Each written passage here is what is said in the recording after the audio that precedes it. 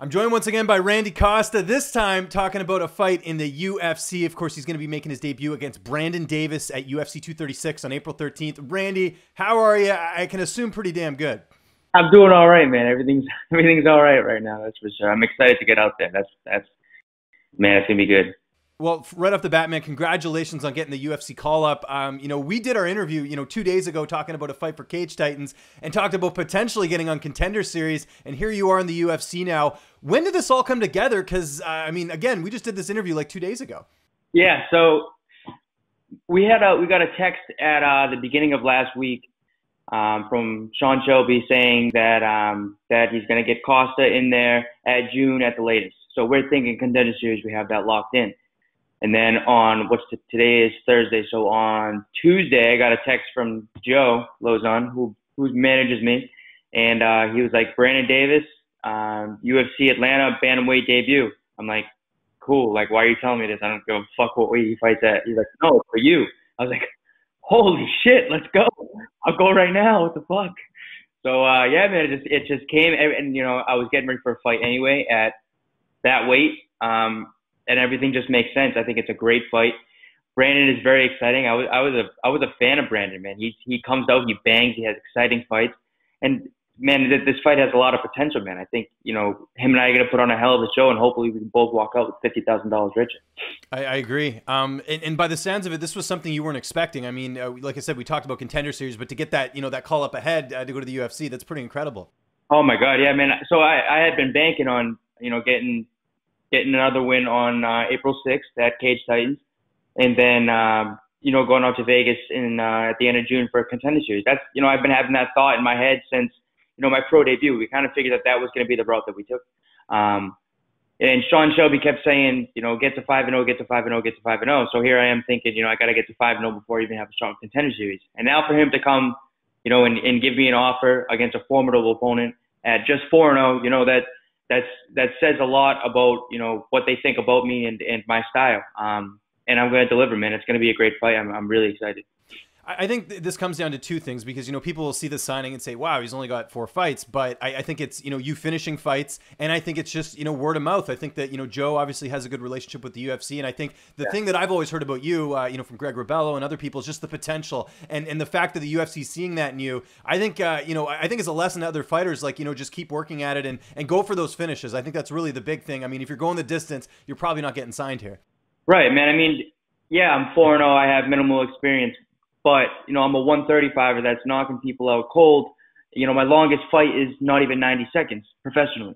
I've had one fight ever to get out of the first round, And that's, the 7 fights. So I think, I guess it was kind of the inevitable. I have an exciting style. There's no denying that. I'm going to be in your face. I'm going to come forward. I'm going to throw kicks. And that's what people want to see, man. So I think, and I have all the support behind me. And we just have this great buzz going, and people spreading my name out. And, it's just nice that my name reached, their desk, and they crossed it by and said, let's get this kid on. So I'm really excited. I'm thankful for the opportunity. I'm grateful for the opportunity and all the support, and I'm ready to put on a show. And I think one of the other things we can point to as well is just, fighting for Cage Titans. We've seen, Manny Bermudez and other fighters from that organization, make big leaps and bounds. I think that's another lesson of fighters, make sure you're with a promotion that, people are familiar with. They can get the footage on it. So I think that's another takeaway from this as well. But let's talk about the matchup. You touched on it briefly. How much of an advantage do you think it is that you've competed at bantamweight already and Brandon's going to be making that drop and, cutting those extra pounds? Do you feel like that will play into this fight? No, I don't think that's going to be that big of a deal. People talk about like the bigger weight cut, this, that, the other thing. To me, I think I'm a pretty big bantamweight too. I cut some weight. And Brandon's been posting on Instagram that of his scale saying he's at like 150 or 152. So he's within striking distance, still weeks out. I don't think that's going to be an advantage or disadvantage on either of our parts. If there's any advantage or disadvantage, it's just the experience game, but that doesn't even matter, man. I've had 4 fights in 7 months or something like that. So it's not like I'm lacking the cage time. I'm ready, man. I'm give me the lights, give me it all, man. I'm ready to put on a show. That's all there is to it. And we talked about you getting finishes in your fights. Brandon's pretty tough to finish. I mean, Zabit finished him, but you have to go all the way back, I think, to 2014, the last time he was actually finished in a fight. I think it was a submission loss. Does the game plan still change the same knowing that, or do you just, do you take that in consideration that he is a pretty durable guy, even if it is just a 3-round fight? He's not just a pretty durable guy. He's fucking very durable. That boy's tough. I had to say it politely because I'm Canadian, right? So, I got to keep that reputation. That boy is tough, man. He's a gamer. He's tough. He's very technical. He's very fan friendly. He's exciting. It's a great matchup, not only for myself stylistically, but also for the fans that are going to be tuning in, man. It's two exciting stand-up fighters going out there. That's what people want to see. They want to see, kicks thrown, punches thrown, people bleeding, people punching. It's gonna be a great show, man. And I'm thankful that Brandon took this fight against me. I'm just ready, man. It's gonna be good. Who would you say out of all your training partners reminds you the most of Brandon? Is there one that you can point to, or maybe there's a combination of training partners that can sort of emulate his style a little bit? One that comes to mind immediately because of how well he uses his distance and how long and lanky he is Calvin Kattar. Calvin Kattar is number 15 in the world at featherweight. If I can, I train with him all the time. I'm gonna see these tricks that Brandon's gonna be throwing. I'm used to it. Calvin's one of the best guys in the world. There's no doubt about that. Brandon is very good too, but I think Calvin's just a lot better. And Brandon's gonna be coming down to my weight class. I've seen it, man. I'm ready. What he's good at, I feel like I'm better at, and it's just gonna be a good show, man. It's gonna be fun. And when we hear about short notice fights, the weight cut's obviously a thing, but if anything, this should be a little bit easier because you were supposed to fight a week before. So I'm sure, you can kind of, I imagine nothing's really changed with the cut, even though the fight is a week later. I can make weight yesterday, man. I'm just, yeah, exactly. It's not a big deal. The fight for Cage Titans, I'm way ahead of schedule for the weight cut as it is. Where I am now is where I normally am going into fight week. And I still have 3 weeks to play with. So I'm eating for performance. I'm eating a lot, I've worked with a nutritionist this time who's been, nothing but great, and I have nothing but good things to say about him. And I feel strong, I feel fast and explosive, man. I'm like I said, man, I'm just ready. It's gonna be the best Randy Costa on April 13th, and I know I'm gonna get the best Brandon Davis. It's gonna be a hell of a fight. How do you see this fight unfolding? You feel like you're gonna get your hand raised, otherwise why take the fight? But what can we expect on April 13th? Fucking guns blazing, head kick tossing, fucking just crazy, man. It's gonna be wild, man. Look at both of our styles. It's fucking fireworks. Sean Shelby would not have made this fight if he didn't think it was gonna be a good matchup. Brandon's a tough motherfucker. That dude knows how to fight.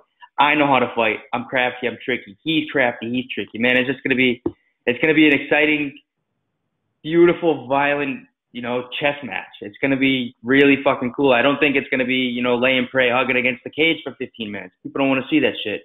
Brandon understands that. He's been looking for someone to stand with him. I'm the guy that's going to stand with him. It's going to be good, man. It's going to be fucking good. People are going to know my name after this, that's for sure. The focus is on the fight, obviously, and the opponent, but I'm sure you've taken a glance at that card and how stacked it is. Is there one fighter you're looking forward to seeing, during fight week, just, as being a fan of the sport?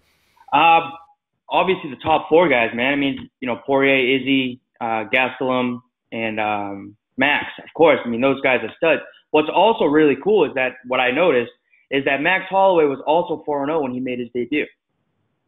So I have some pretty big shoes to fill, and it'll be cool to be around, someone who has been in my exact position. He was probably 2 years younger than I am, but my exact position. So I think him and I are going to have a unique little connection at that point. I'm just really excited for the whole thing, man, to be a part of and on such, an incredible stacked card it's going to have so many eyes on it, man. And just to provide a show and there's potential between myself and Brandon to steal the night. It's going to be good, man. It's going to be good. It's going to be an awesome card. April 13th, UFC 236. Randy, thanks again for doing this. Again, this is 2 interviews in 1 week, so I'm definitely getting my, my work cut out for me. But it's great talking to you. And again, congratulations on the call up. Just again, remind anyone on where they can get a hold of you on social media and any sponsors or shoutouts, anything like that, man. The floor is yours. Randy Costa 135 on Twitter. Randy_Costa on Instagram. If you have any connections to the guy that can give you the blue check mark next to my Instagram name, I'd be fucking appreciate it because that's the only reason I took this fight. Because I want Of course, it's all with the blue check mark. Yeah. But man, thanks to everyone at Lowe's that have made Joe, obviously Font, Calvin, you know, Mitch Raposo, all these guys that train me all the time, Rebello, all the guys at Triforce. You know, really anyone who supports me, retweets, likes my shit, anything, man, I'm just so thankful, and I'm ready to put on a fucking show, and let's go.